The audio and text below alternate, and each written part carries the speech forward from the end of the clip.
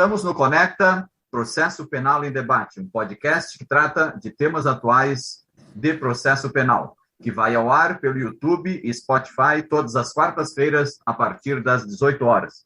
Sou Nereu Giacomoli, professor da PUC e advogado, comigo Marcos Eberhard, também professor da PUC do Rio Grande do Sul e advogado. Este é o episódio número 87 do Conecta, que tratará da obrigatoriedade da audiência de custódia. Inicialmente, é conveniente nós situarmos a origem da audiência de custódia, sua previsão no plano internacional, do Código de Processo Penal, e também uma abordagem acerca das últimas decisões do Supremo Tribunal Federal sobre a audiência de custódia. Segundo o entendimento do Supremo Tribunal Federal, se trata de uma regra cogente, isto é, os juízes devem fazer audiência de custódia sempre que alguém for preso em flagrante ou quando for cumprido um mandado de prisão. Uma audiência de custódia, ela está prevista no Pacto Internacional dos Direitos Civis e Políticos, mais precisamente no artigo 9.3, que diz que qualquer pessoa presa ou encarcerada, em virtude de uma infração penal, deverá ser conduzida, sem demora, à presença de um juiz ou de outra autoridade habilitada por lei a exercer as funções judiciais. Entende-se por outra autoridade habilitada por lei a exercer funções judiciais, uma autoridade que tenha poderes jurisdicionais. E no Brasil, quem possui poderes jurisdicionais é o juiz de direito. Também a audiência de custódia está prevista no artigo 8.1 da Convenção Americana dos Direitos Humanos, que diz que toda pessoa tem direito a ser ouvida com as devidas garantias e dentro de um prazo razoável por um juiz ou tribunal competentes, independentes e imparciais, estabelecidos anteriormente por lei, na apuração de qualquer acusação penal formulada contra ela. Também o artigo 7.5 da Convenção diz que toda pessoa detida ou retida deve ser conduzida sem demora à presença de um juiz. Tanto o Pacto Internacional dos Direitos Civis e Políticos quanto a Convenção Americana dos Direitos Humanos foi internalizada pelo Brasil, isto é, tanto o Pacto quanto a Convenção foram subscritas pelo Brasil, portanto, integram o nosso ordenamento jurídico. O artigo 14.1 da Convenção dos Direitos Humanos também refere que todas as pessoas são iguais perante os tribunais e cortes de justiça. E toda pessoa terá o direito de ser ouvida publicamente. Por que esse dispositivo da Convenção é importante? Porque a audiência de custódia se situa dentro do direito de o flagrado, do preso, ser ouvido por uma autoridade judicial, ser ouvido imediatamente por uma autoridade judicial. E a Convenção Interamericana sobre o Desaparecimento Forçado de Pessoas, de 1994, no seu artigo 11, também refere que toda pessoa privada de liberdade deve ser mantida em lugares de detenção oficialmente reconhecidos e apresentada sem demora e de acordo com a legislação interna respectiva à autoridade judiciária competente. A ONU, a Organização das Nações Unidas, na Resolução 35, de 1980, no princípio 37, também diz que toda pessoa detida deve ser apresentada a uma autoridade judiciária, imediatamente. Também, do princípio 12 dessa mesma resolução da ONU, há uma referência, no princípio 12, de como deve ser feita essa apresentação. O que deve ser tratado nessa audiência de custódia. Ou seja, quais são as razões da captura, por que a pessoa foi presa em flagrante, por ordem judicial, por prisão temporária, o momento da captura, o momento em que a pessoa foi capturada e foi conduzida a um local de detenção, o dia, a hora, isto é, todas as circunstâncias que envolveram a prisão do sujeito. Também nessa audiência de custódia devem ser identificados os funcionários que fizeram a prisão, devem ser indicados os locais precisos, ou local preciso da detenção, e essas informações todas devem constar numa ata e ser entregue para a pessoa detida.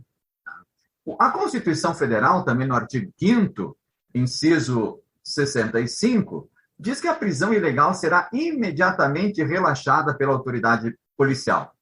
E ninguém será levado, no inciso seguinte do artigo 5º, ninguém será levado à prisão ou nela mantido quando a lei admitir a liberdade provisória. Então, na audiência de custódia, o juiz deve examinar todos os requisitos do flagrante e se há necessidade ou não de manter esta pessoa presa. Nós poderíamos perguntar como o juiz verificaria a ilegalidade de uma prisão se ele não enxerga o réu, se ele não ouve o réu. Porque pela sistemática anterior, o que acontecia? Alguém era preso em flagrante, os papéis eram enviados para o juiz e o flagrado para o presídio. Ou seja, o flagrado não era ouvido. E pela mudança dos ritos processuais, se nós não fizermos audiência de custódia, o preso vai ser ouvido pelo juiz somente no final do procedimento, depois inquiridas todas as testemunhas. E o Código de Processo Penal, no artigo 287, diz que a pessoa presa deve ser imediatamente apresentada ao juiz que expediu o mandado de prisão, nas hipóteses em que não há, que o mandado de prisão não está disponível no momento. Então, nos casos de prisão pela ausência de mandado. Então, disso se infere que a audiência de custódia também deve ser realizada fora dos casos de flagrante. Isso é, sempre que a pessoa for detida. E os dispositivos do artigo 310 foram revogados tacitamente pelos dispositivos do pacote anticrime que determinam que a pessoa deve ser apresentada imediatamente ao juiz. E o CNJ, através da Resolução 213 de 2015, a audiência de custódia, o que se deve fazer na audiência de custódia, quais as providências que o juiz deve tomar, principalmente essa resolução do CNJ possui 2 anexos, um sobre as medidas alternativas à prisão e outra sobre os casos de tortura e maus-tratos. Então, são 2 elementos, 2 circunstâncias que devem obrigatoriamente ser verificadas pelo juiz na audiência de custódia. Havia toda uma celeuma, se a audiência de custódia era obrigatória, se não bastava apresentar o preso ao delegado de polícia, ele cumpriria funções idênticas ou análogas à do juiz, então o preso não precisaria ser levado para o juiz, mas este entendimento está superado pelas últimas decisões do Supremo Tribunal Federal, principalmente pela DPF 347 e pela reclamação 29.303 de dezembro de 2021. Professor Marcos, podemos afirmar que os juízes, diante da resolução do CNJ e das decisões do Supremo, vão fazer essa audiência de custódia? Eu vou responder essa pergunta, professor Nereu, voltando bastante e sugerindo aos nossos ouvintes a leitura de um escrito, de um artigo do professor Fauzi Chokri, já bastante antigo, Audiência de Custódia, resultados preliminares e percepções teórico-práticas. Este artigo que o professor Fauzi escreveu, que está na rede, inclusive é um artigo bastante interessante que narra a trajetória do projeto de lei, que traz a questão do controle judicial da detenção, à luz de várias disposições normativas, constitucionais, enfim, à luz do CNJ e também da lei das cautelares, e faz uma reflexão, trazendo dados, trazendo os olhares sobre toda a ideia da audiência de custódia perante a polícia, perante o Ministério Público, perante a advocacia, e essa leitura é uma leitura bastante boa de se fazer, e eu recomendo aqui. Mas, com certeza, hoje, no estado que estamos passando em relação às decisões do Supremo Tribunal Federal, com certeza nós temos a obrigatoriedade da audiência de custódia.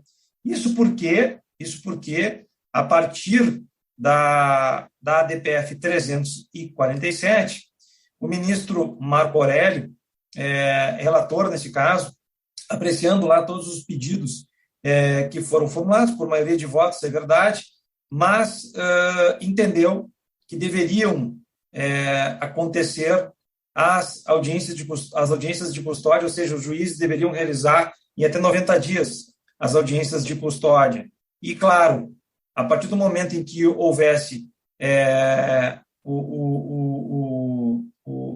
essa determinação, que fosse também determinado pelas autoridades judiciárias que os presos fossem apresentados no máximo em 24 horas contados da prisão. E aqui, claro, que vem aquela discussão sobre se alcança a prisão em flagrante, sobre se alcança apenas, né, a prisão em flagrante ou outras prisões também, essa situação, esse questionamento já resolvido. Mas essa medida cautelar aqui nos autos dessa ADPF, ela foi descumprida. Aqui, por exemplo, nós temos o caso da reclamação 29.303, advinda do Rio de Janeiro, e em que nessa reclamação 29.303, a Defensoria do Estado do Ceará postula a extensão dos efeitos da medida liminar.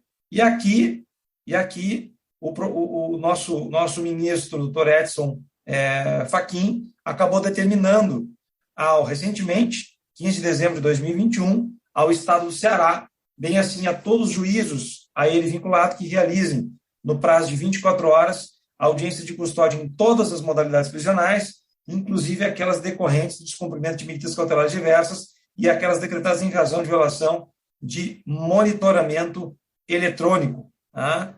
E veja que dentro dessa ideia, e por isso que eu trouxe aqui inicialmente a sugestão, professor Nereu, de que nós passássemos primeiramente pela leitura desse escrito do professor Fausto, para que a gente pudesse justamente ver o impacto que nós tivemos com essas duas decisões, com a DPF 347 e com a reclamação 29.303. Ou seja, de onde estávamos na época do projeto e as críticas que foram feitas e por onde passamos, as dificuldades e por onde passamos. Agora, certamente, em seguida, teremos mais posições também em relação a outros juízos, outros tribunais, outros foros, outros juízes. E por quê? Porque, certamente, o controle judicial da detenção, ele exige uma figura humanista.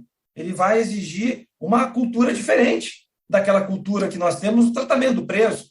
E isso impõe cuidados com a geomação, cuidados com o contraditório, cuidados com a presença do advogado e cuidados, principalmente, na fundamentação das decisões judiciais. Esse é o episódio número 87 do Conecta Podcast.